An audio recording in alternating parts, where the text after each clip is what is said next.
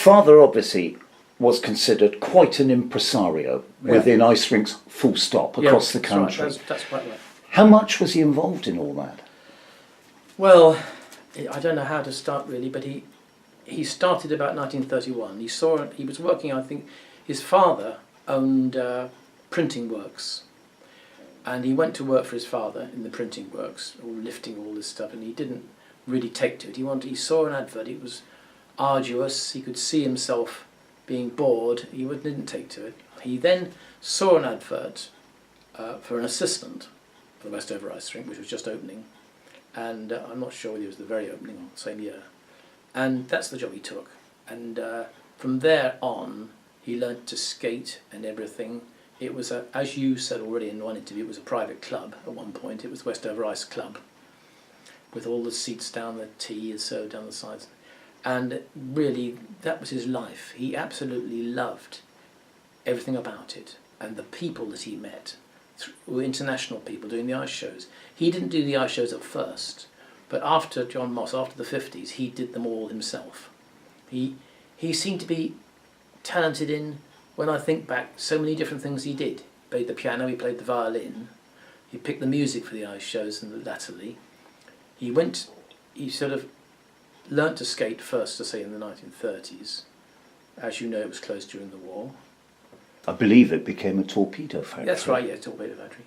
And then he gradually took over more and more until he became the general manager. And what he loved about his whole life, above anything else, were the ice shows. That was his life, ice shows. He didn't really have a great interest in winter skating. Ice dancing, yes, and he used to do dances, things like that, but it was the shows, and that's what he really loved. And he had an itinerary each year, so in January or February he'd go to Europe and he'd go and book people from, say, Whole Day on Ice on Paris. He'd find out what dates they were here, Vienna ice show, the one in Germany that got burnt down, the Casa Karaoke, and he'd book people who were principals or second principals, and then he'd pair skating act, a speciality act.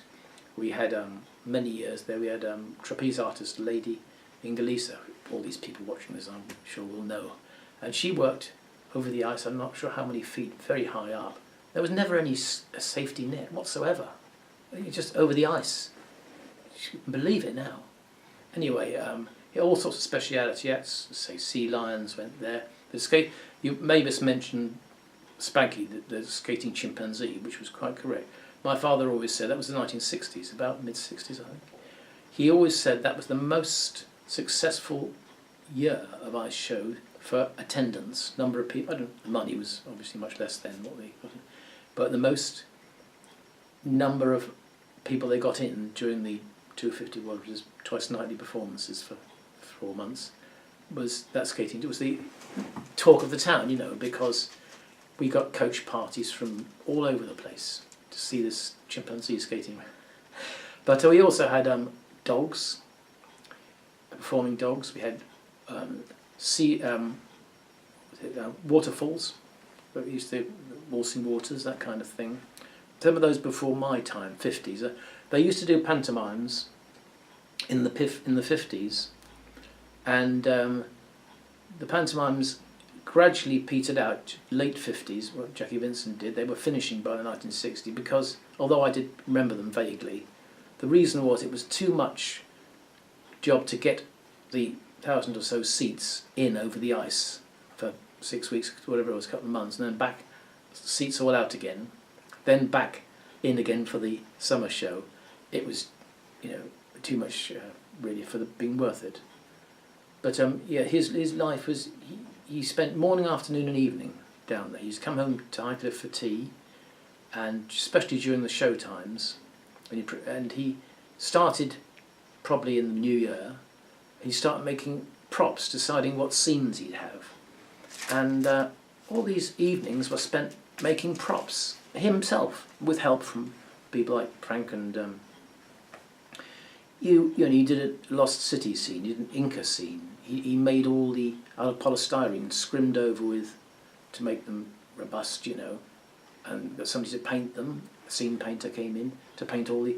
I've got some of the miniature scenes that we used for the ice show. Miniature, they were made that size, and all the props and flats in front of them, and then the scene painter would come in about April or so, and he'd so put them onto a huge backcloth, which, as you can imagine, full-size backcloth, which you were speaking in a previous interview about the fact that it was very high. The high building enabled, you needed that to lift those flies, to lift the scene backcloths high up to put the next one in. And so there's a lot to it, a lot of different things he did. Say, booked the skaters, made so many props. He wanted an old Bournemouth scene one year. We did 6 scenes, 3 before the interval, 3 afterwards. So what did he do? He went to Swanage, got an old milk float, and it was converted into a tram, an old Bournemouth tram. We went around the ice. Things like that. Tremendous effort, and until the show was on. Then used to come watch it most nights, not many nights off. And daytime was taken off with administrative things, he was there in the day. But it was never open Sunday, he had one day off. But there weren't many evenings he had off in the week, maybe one. And that's what he did for ever since 1950s. I'm not sure about before my time, but... But before that time, he would have been involved with the running of the ice follies. Oh yes, yeah. And would have had a certain amount of hand in all that. Well, that's what I mean, that's what I'm talking about, the whole thing he did, the ice follies, that's everything. Booking people, booking a scene painter, making props, because being a Westover garage, there was huge spaces upstairs, huge floors, which enabled him to store scenery and to lay out to paint scenery. You needed all that space. So he was involved in it. Then in the evenings, the pianist would come in. It was much later, me, but he'd pick music, gypsy scene, and this pianist he'd go through. He was from the days of when he used to play in the stores in Bournemouth, Doug, and he tremendous reading ability, and he'd just go through these boxes of music. Oh, I think we'll use that one. I'll try that one. Oh no, and then it had to be orchestrated when the musical director arrived. So all these different things, he put the whole thing together. Whereas other shows, they had different people to do all these things and book people. And one or two things I could say you probably wouldn't know about is when we had a very cold winter in 1963, was it? Yes. Something like that. One Sunday morning, he said, right, come on, we're going down to the ice rink. And we went down to the ice rink, and the Mudderford Harbour was frozen over. And he went down to it, unlocked the skate hire, took about 30 or 40 pairs of hire skates, of different sizes, went down to the Avonmouth Hotel in Mudderford, and got his friend, the head waiter, and all the people he could round up on skates on Mudderford Harbour. I mean, luckily it was pretty shallow, that part, the backwater. And we all skated on Mudderford Harbour on a Sunday morning. Took them back to the skate hire the next morning.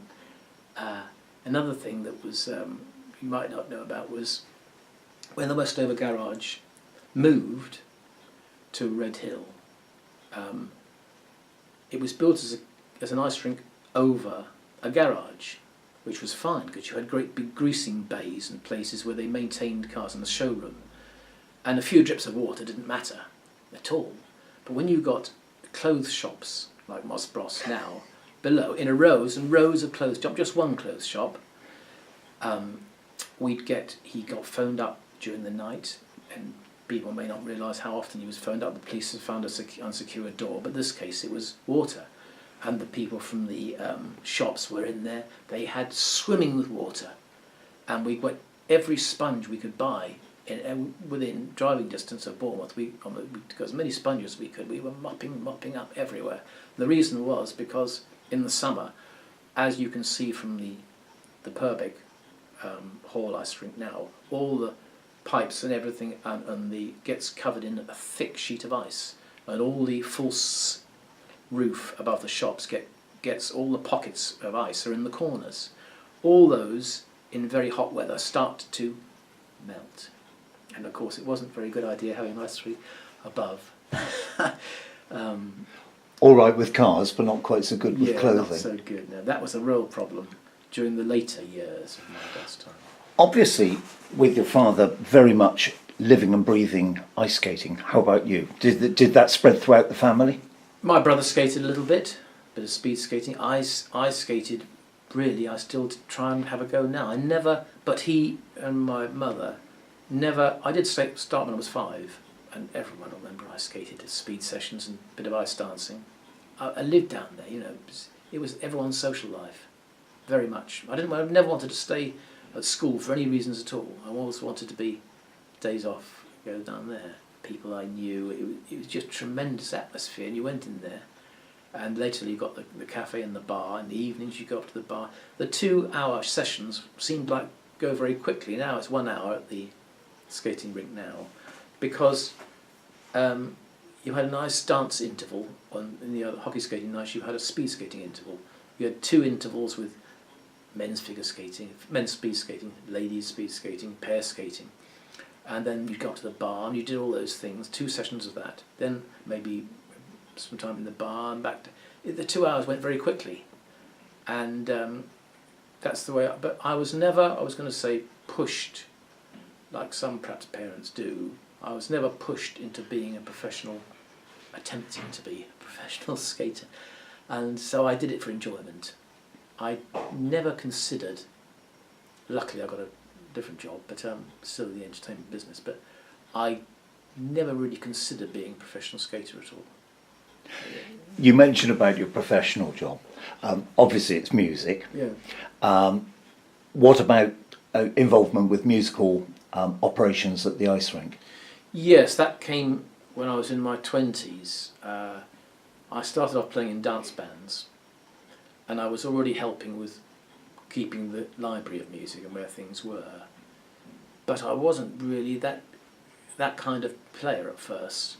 I was more of a dance band player. I wasn't, because in the ice show it was very, very challenging, because you had every different scene. You had gypsy music, you know, some French music, that wasn't too bad, Russian music, a Russian scene, whatever it could be, and that would be music right the way through each scene, with a 6-piece band.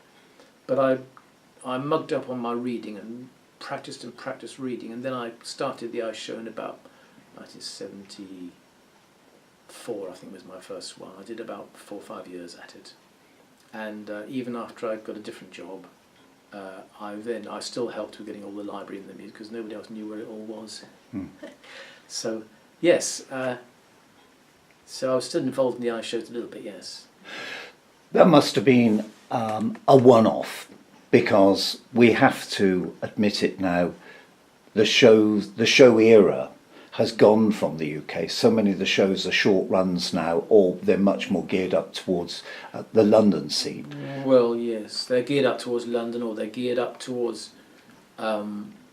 spin-offs for television shows like Red or whatever they are, or That'll Be the Day, or they're sort of, as you say, spin-offs from London shows or television productions. When I was doing the ice show, everyone will tell you there was the Aqua show, as you well know, I'm sure, the End of the Pier show, Bournemouth Pier show, which may be a farce. There was the Winter Garden summer season, the Pavilion, and the ice show. That's 5. And the Playhouse. And the Playhouse in Westover Road, of course, Yeah. yes.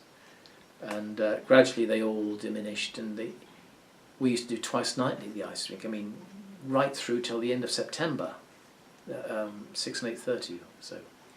And those things just gradually diminished with television, and the things people were... It used to be a star, the Pavilion, as you know, Pavilion Winter Gardens, with a full cast, an orchestra, maybe 10-piece, 12-piece, and chorus, and comedian, and everything else. All that. Then, as time went on, when Ken Dodd or somebody came to Bournemouth, it would be just them and an organist accompanying them for the whole time on stage. Just one, it completely changed. I suppose we were very lucky that our era, we were brought up in the era of the ice shows, the holidays on ices, things like that. When you look back at that time, there was an enormous amount of magic and razzmatazz about the shows. Yes, there was, and they were very good shows. I mean, my dad's shows were, they had a good name. We used to have to go and publicity was another thing I did, taking all the big cards around to hotels and giving them their complimentary tickets and all those things. It was a big undertaking from every side of it, and but that's what my father lived for, the ice shows. How many years do you recall your father doing, all told, at the ice rink? Well, I believe he did 51 years. He always said he did 51 years, so that'd be about 1982. And most people work up until they're 65, and we normally assume that they're going to grow up. He had no intentions of ever stopping, as you can well, if you knew him, you did know. But he was ill, and he had one or two things that he was off for a long time, and then the things sort of took over, and he was 71. He never went back, and but he wouldn't have. If he hadn't been unwell, he never would have stopped. No, until he had to, which is what he did really. No, he never wanted to stop doing it. He missed when he was at home watching television. He missed the people and the ice shows and the people, international people you met, and then things like that. As I say, being amongst all different people all day. I think one of the things that was important to Westover, and particularly to Father, was taking the shows away from the ice rink, taking them out on tour. Well, that was something I've heard about. In these old programmes, you might see a few of them from other places than venues from Bournemouth. But I don't really remember that side. That side was probably 1950s. I'm not sure where, or even earlier. But I can't tell you much about there were tank shows. They used to call it a tank, didn't they? Tank show, because it was the way it was constructed. Nowadays it's all, they just put slabs down and glue them all together, don't they? And they can have a rink as any size that suits now. But yeah, that was a big undertaking. But he did mention them, and he went to places like Ireland, places that he never would have gone to probably around the country. But as I say, those a bit before my personal time. Finally, as we conclude, Yeah. some of the memorable moments of the ice rink must stick in your mind. Are there any special ones you bring to mind? Yes, one is New Year's Eve during the 1960s and the 50s, when everybody, or almost everybody, used to dress up. We had you've been mentioning before, you've mentioned the barrel jumping, but that wasn't all. There were chair races sliding across the ice, and there were so many people skating around as skeletons or pirates or all sorts of things, and Ken Bailey, the cheerleader, used to go all out to try and win it every year. And he turned up one year as a battleship, Churchill, and he couldn't get in the Westover Road. He had to come in always through the Hinton Road, a huge entrance, because he was so vast, his costume. That was one thing I do remember. And then, of course, you had the barrel jumping, which you mentioned a little bit. But one thing you didn't mention about the barrel jumping was that in the 1960s, a bit later, I can't remember the exact year, later 1960s, my father got together with a travel agent, and decided that the prize this year was going to be a holiday for two people in Ibiza, which not many people had heard of. They'd look on the map, where was it, Ibiza. It was not very well known to go to Ibiza then, in the 60s. Anyway, came to the barrel jumping night, that was the prize for the winner. And they jumped, they used to jump like 10, 12, it got to 13, 14 barrels. Unbelievable when you look at the distance now. And of course, they had to have all these old mattresses against the barrier, because you needed to get speed up around the ice rink, and the barrels had to be fairly close to the barrier corner to give you space to get at the space. No graceful landing, just clearing the barrels. What I was going to say is, what happened in actual fact was, there were broken collarbones, ankles, there were wrists, these people, my father's, should never do that again. Holiday to a people, because people weren't mad for it. They were just going, and I remember the fellow, Colin, coming in with, I broke my collarbone. They were trying to jump like huge amount, the distance of, these weren't small barrels, but even that by that. You saw them lined up. How? And of course, what happens when you can't jump, and you land down the last barrel, don't you, or in the middle, and there's splinters of wood everywhere, because in those days it was made of very thin plywood, like 1/4-inch ply, and you see the splinters crash, bang. He said, "I'd never do that again." There was another man that did, in these ice shows, that did an act. His speciality act on the ice was just on a block of ice. On a block of ice. Lars Grafström, his name was. I'm not sure how big the block of ice was. He did everything, spins, everything, just on a block of ice.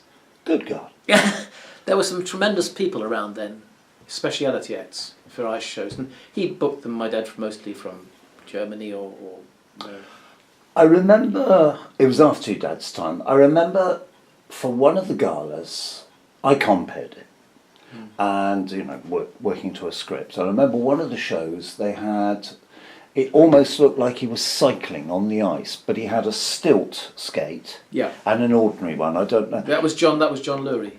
That's it. Yes, it was.